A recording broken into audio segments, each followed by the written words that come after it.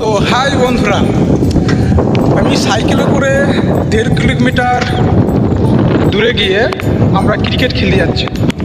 আমি সাইকেলে যাচ্ছি, বাকি বন্ধুরা পেছনে আসছে বাইকে করে।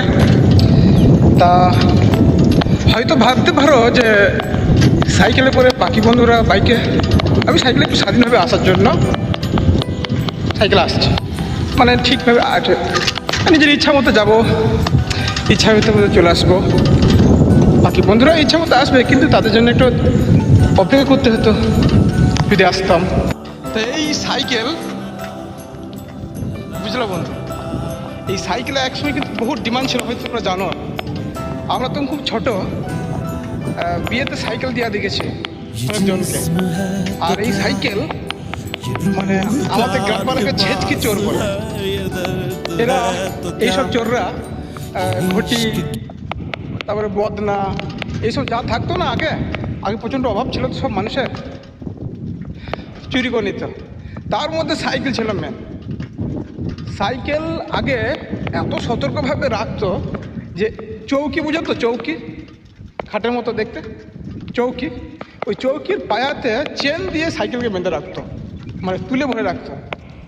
তা চোরেরা সেই চৌকির, মানে চৌকির ওপরে শুয়ে থাকতো রাত্রে, সে চৌকির পায়া তুলে সাইকেল চুরি করত। কিন্তু যে ঘুমাচ্ছিল তার কোনো সারা শব্দ ছিল না। খুবই হাস্যকরই ছিল।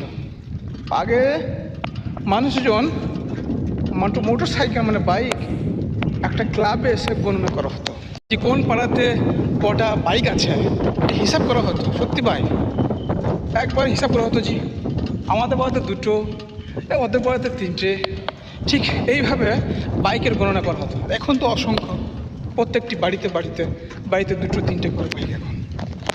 আর সাইকেলে এরকম ছিল, সাইকেলের বিরাট ডিমান্ড ছিল ছোটোতে, যখন আমরা খুব ছোটো ছিলাম। কারণ আমি দেখতাম সাইকেল খুব সজাগ হয়ে, মানে সতর্ক হয়ে রাতে রাখতে হবে। আর এই সাইকেলে এখন আনাচে কানাচে পড়ে থাকে, মানে ঠিক সতর্ক হয়ে রাখে না।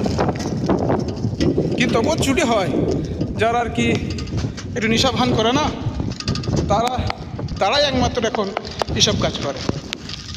তা এইসব পুরোনো স্মৃতিগুলো, মানে ওই যে বাইক গণনা করার সময়, এটা বিরাট একটা সময় ছিল। আর এই সাইকেলকে আমরা এখন সমস্ত করছি। তা সময়ের সঙ্গে সবই পরিবর্তন হয়ে যায়। একসময় আমরা সবাই একসঙ্গে সাইকেলেই আসতাম এখানে